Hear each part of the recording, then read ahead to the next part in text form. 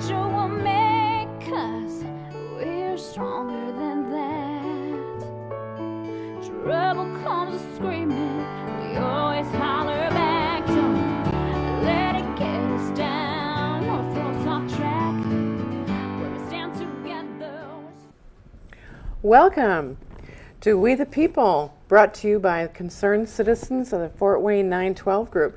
We are here today to discuss Common Core. It's a new educational mandate brought to us by the federal government.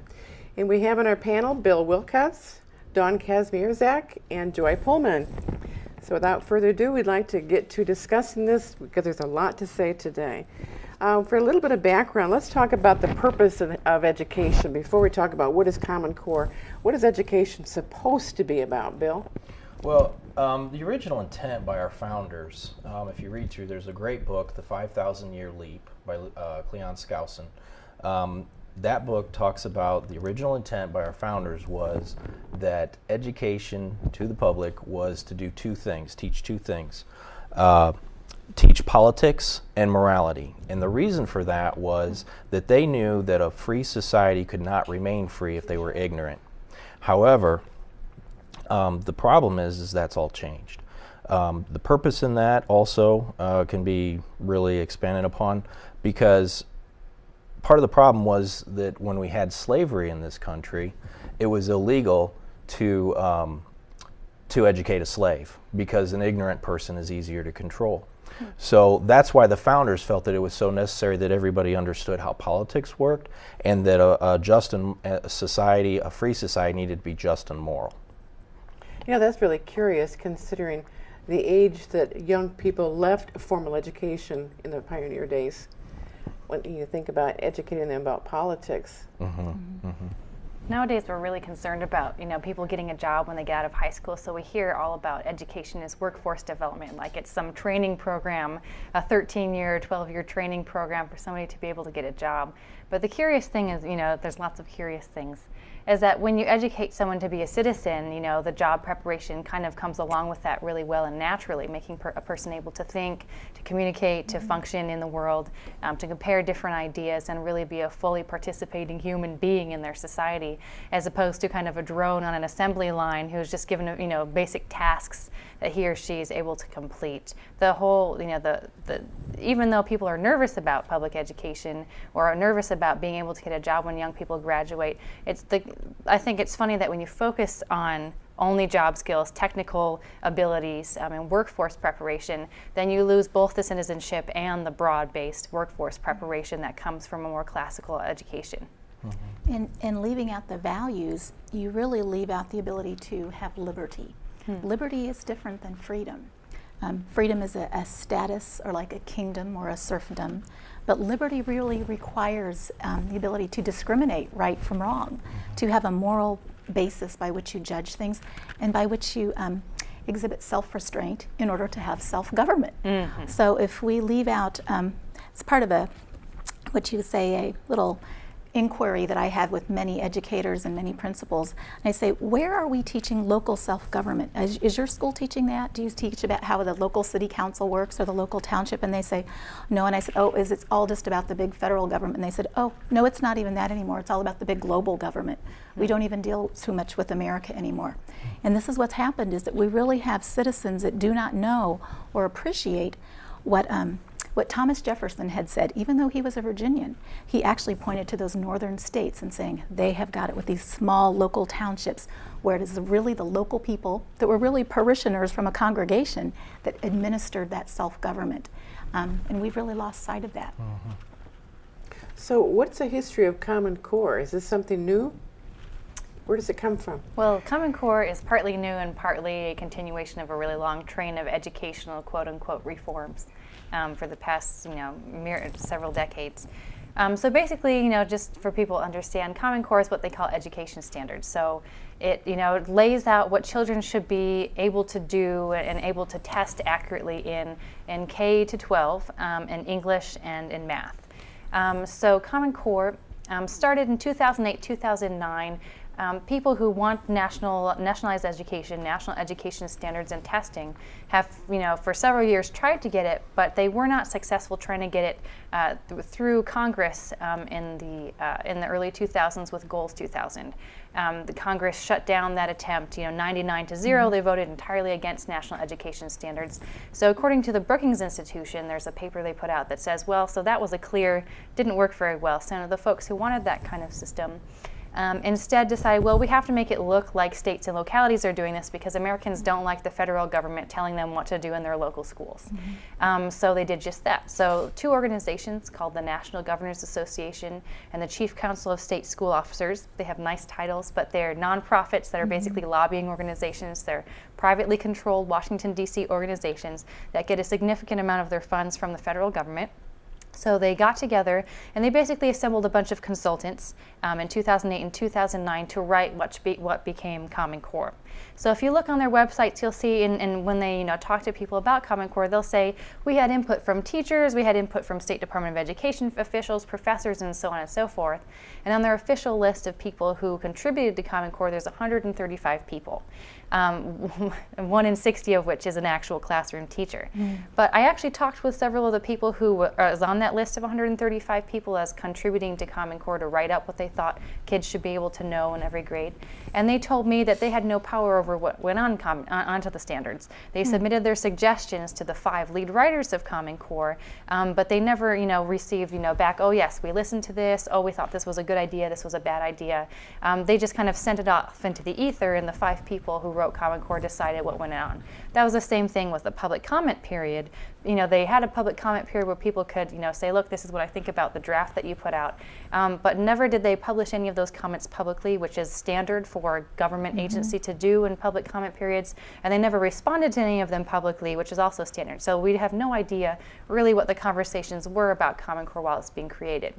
So those 5 folks who had control over Common Core, they're consultants.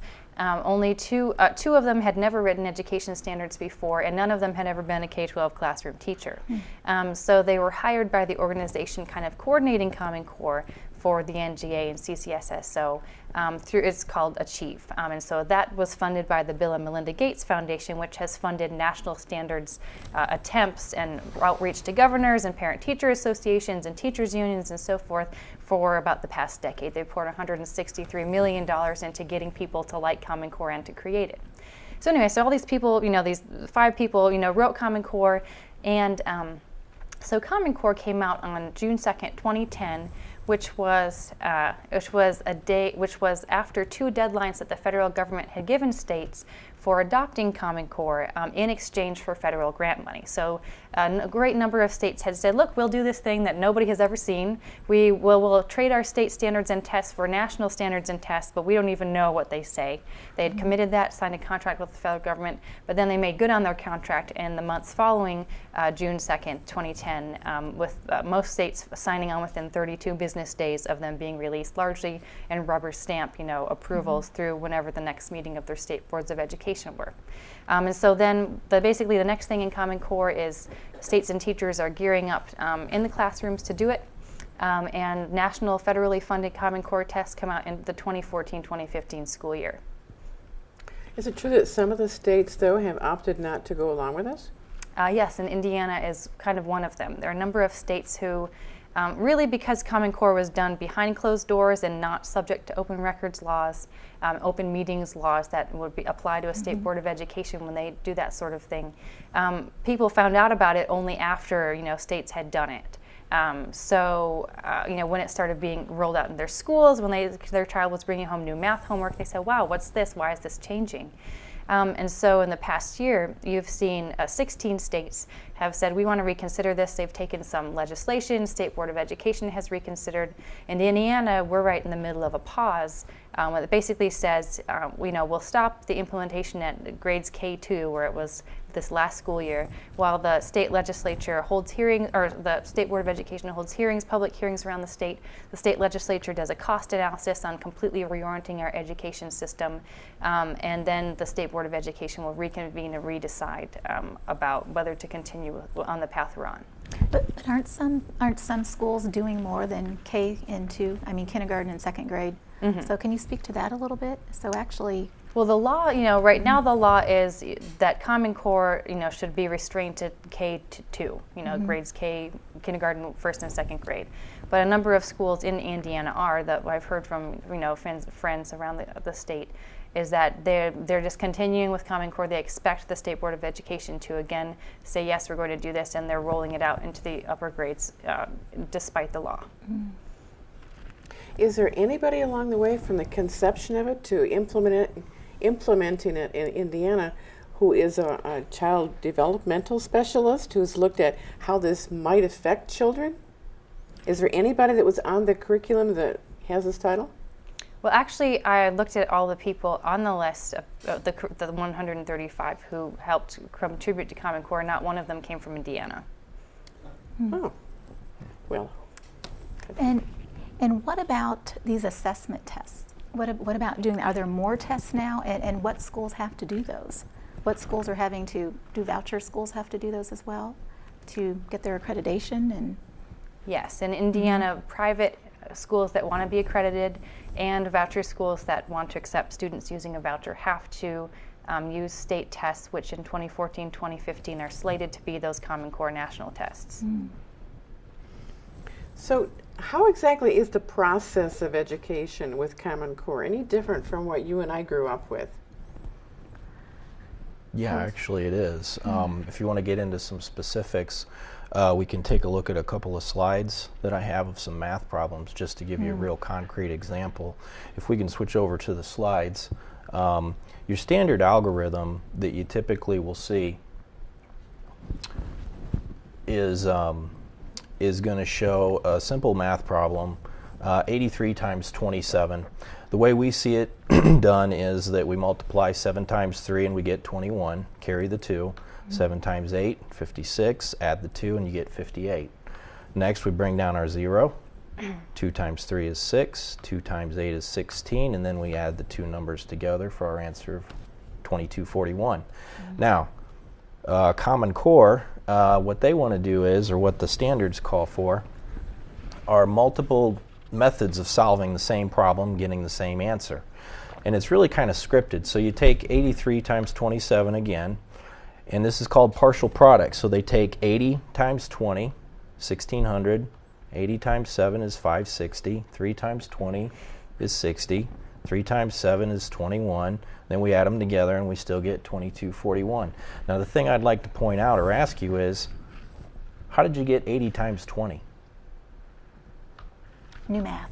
80 times 20. No, use a standard algorithm again. Look, 0 times 0 times 0 times 8, 1600. Add it together, you get 1600. Because, I'm sorry, but as a third grader, I'm not going to sit here and go, oh, 80 times 20 is 1600. I need to go back and use the standard algorithm that we've all learned over the years. If you've learned it at all. If you've learned it at all, but otherwise I'm going to be raising my hand because I'm not going to be using a calculator either.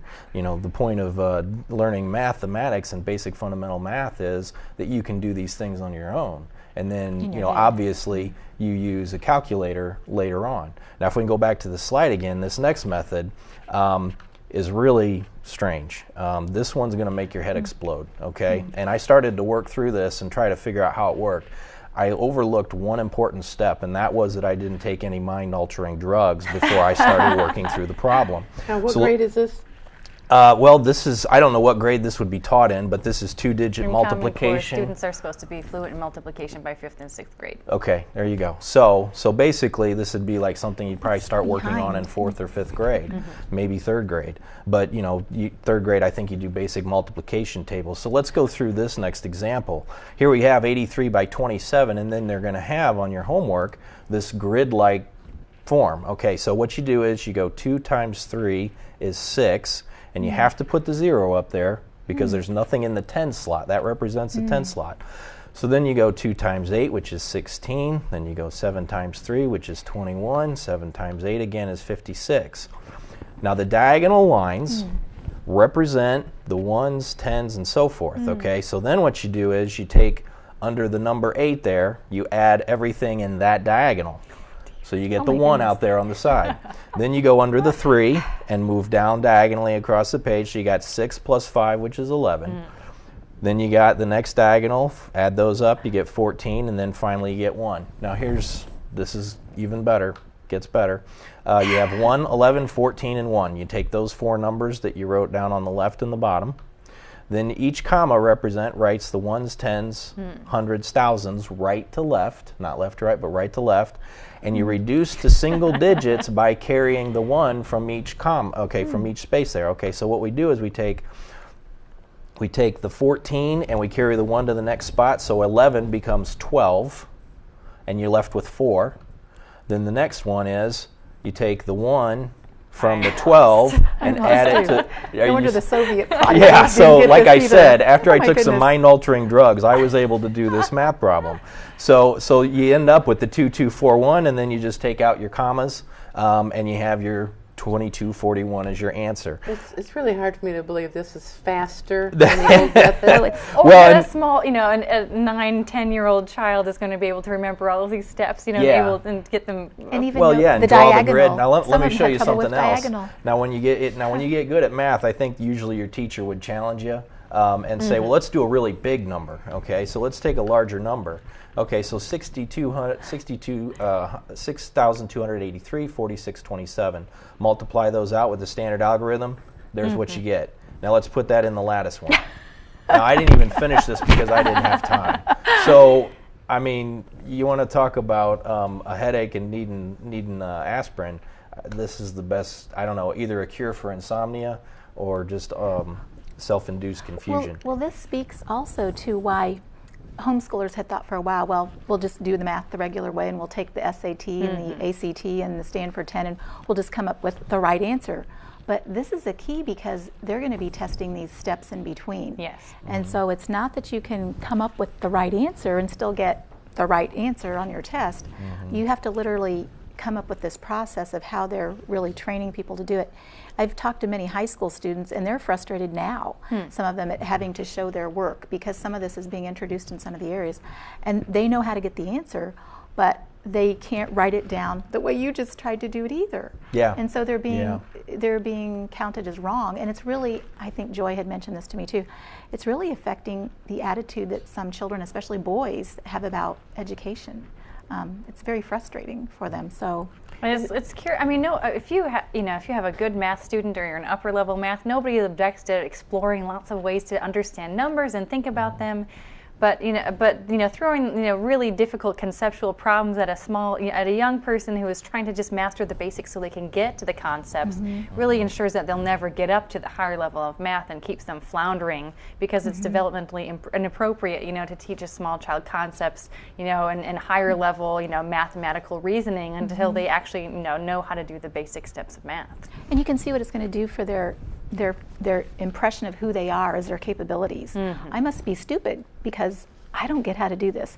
Or I must be stupid because mommy and daddy can't help me. Yeah, well, that too. So And must be They're really stupid. So, Or there's so something again, wrong with my parents. there's something wrong with my parents. They really don't know what to do.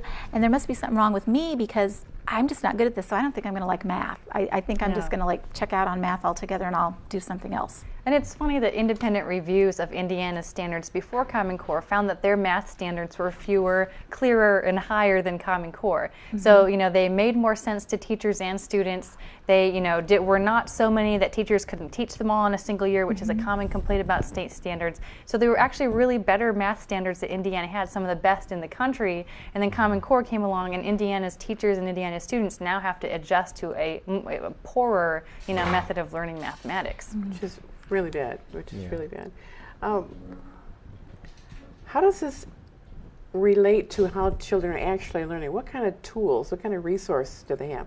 Is everything in books like we used to have, and then the teacher stands up in front of the classroom and teaches like we used to have, or are things going differently in the 21st century? Well, I can kind of address that because there's another issue that I took some interest in about a year ago, and that was the one-on-one computing model. There's been some local school systems in the area that have adopted this. Now, what that means is that every student gets a laptop. Okay, that's the whole concept. Or an iPad. Or an iPad or some device. Pretty much no more books is the direction that would take us. Now, there's a couple problems there. And one thing that I found in a proposal for one of our local school systems was that in the proposal it stated that the purpose of one-on-one computing, or one of the purposes, was to remove the teacher from the teaching role and turn them into a facilitator. So the idea would be, if you could imagine a classroom, 30 kids, and they're all sitting in front of laptop computers, and the teacher just walks around the classroom checking to make sure they're all on and that they're all working, and that's it. There's no critical thinking. They're just being, essentially programmed by the computer. What grade level is this beginning? This would be all grade levels. All grade levels. It would be all. Now, implementation and stuff is usually a gradual thing over time. They're anticipating doing this with kindergartners? Kindergartners Yes. already have iPads in Wells County. Yeah. Children are given iPads with access to the internet, which they say will be blocked. It tends to be restricted. But it takes time for those to catch on. Another thing that's happening is there's being unvetted curriculums. Teachers are writing their own curriculums, and so those are not published, but those are just put on a website, and they download those. That's happening already as well. And while they may be very good teachers, some of them may not be some of the ideologies that you would want your child to be having, or the methods that might be being introduced.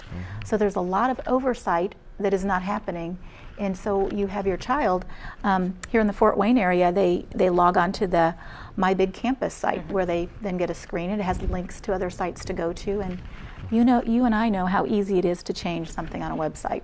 Well, and with Common Core, back to the technology part, we just had the I-STEP tests in Indiana, and it was a disaster because the systems, the computers, could not handle the volume, the workload that they had to put out to service all of the students that were taking the test.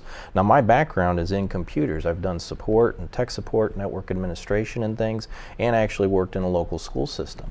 So I've been right there when schools are trying to adopt computer methods of teaching, and it's hard because it is so difficult to keep the computers up and running all the time.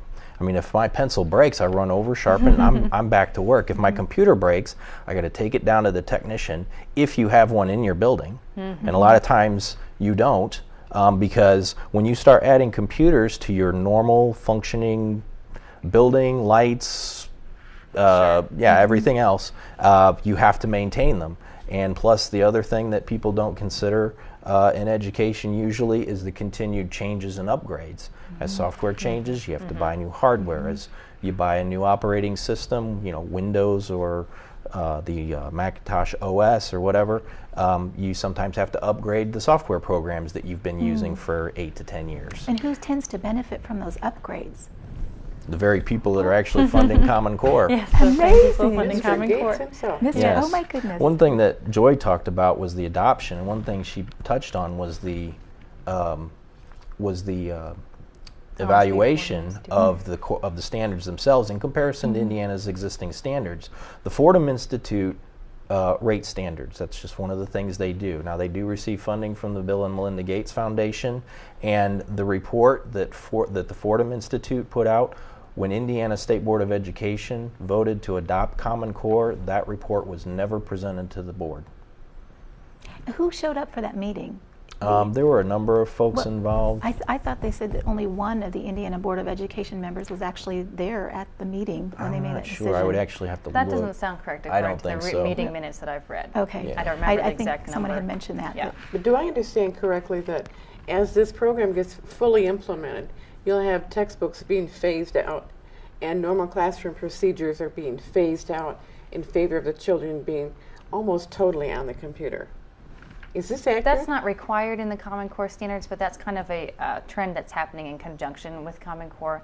And Common Core actually makes that a lot easier because you can pull and grab things from other states now. So you can it's kind of copy and paste education. Oh, look, this teacher is doing this. So that could either be a really great synergy, or that could be really great, wow, again, cut and paste education. We'll just let somebody else provide the content and I'll be the facilitator. One thing I wanted to mention as Bill was talking is that the teacher as the facilitator idea has been, the progressive idea of education. It's been in American schools for a long time. And that's just something, again, that, technology continues to remove the teacher from the classroom. Bill, did you have another example of the curriculum you want to show us? Yeah, in I language did. arts? This kind of goes into the, we were talking a little bit about, I made the comment that maybe there's something wrong with my parents. Now, this is really interesting because if we take a look at this next slide, we see an example, and apparently there are multiple examples of this throughout the standards and some of the curriculums that are being developed to meet those standards. Basically, what this is doing is, it seems kind of strange and kind of hokey pokey, but it's there, and everybody can judge for themselves what this says to a parent. Are you invoking emotion against parents? So if we take a look at this slide, here's a simple fill-in-the-blank sentence example. My mother blank me to clean my room. Okay, now your choices are, the student's choices are asks or nags. The correct answer, can anybody guess? From Common Core. Nags. Common Core Yeah. is nags. Now, if that's not teaching me that my mom is in the wrong, I don't know what else is. Kind of disrespectful. And it goes Extremely. along with talking about the teacher being the facilitator and having the student just basically hook into something else to learn, which that's a different trend than really what elementary education was designed to be, since most elementary children don't quite have the skills to know the criteria, what is right and what is wrong. So now we're removing the person who's supposed to be their mediator, their advocate, helping their mentor, and we're just putting them right through the car wash with no car and no umbrella. We're just going to let all the stimulus come upon you and just see what happens. We have so much to cover. I'm so glad we have another chance to get together and finish what we haven't been able to get finished today. So stay tuned, audience. Next week you'll see us again. We the People will be presenting part 2 of Common Core. If you have a chance to come to one of the places in Fort Wayne in the near future that is discussing Common Core, you'll find some really good guest speakers. Bill, can you tell us what's coming up in July? Yeah, what we've been doing is putting together and scheduling some facilities around town where we're going to be presenting this information, probably in more detail. We'll have more time, so we'll get more in depth on it. On July 13th and July 24th, there will be 2 presentations. They'll both be on Common Core. On the 13th, it'll be at the DuPont Library branch, and on the 24th, it'll be at the Aboit branch. If you go to the website, fortwayne912.com, we'll put up an entire schedule over the next 3 months of Common Core presentations, and we're also going to be doing some movie nights of some fantastic films and documentaries that really get into some of the foundational principles of our country, what's been going on, how it's been happening. So I definitely would encourage people to go to the website, fortwayne912.com, and take a look at that schedule and see if you can make it. Thank you. And Dawn, I think, real quick, tell me about the August 3rd. 3rd, 10 a.m. to 12 noon, we're going to have Joy Pullman with the Heartland Institute as well as Senator Cruz, and that will be at First Assembly of God in Fort Wayne, and that's on 1400 West Washington Center. Large facility, so bring everybody you can think of to bring, because There's so much to learn about Common Core. And our children are a precious resource. They are precious to us and to God. We must do everything we can to educate ourselves to protect them. So I would urge everyone to come out to these meetings so that you can pass the word. Common Core has a lot of things in it that we should be afraid of. You'll find out more information in our next session together, so hope you can join us soon. Thank you for being with us.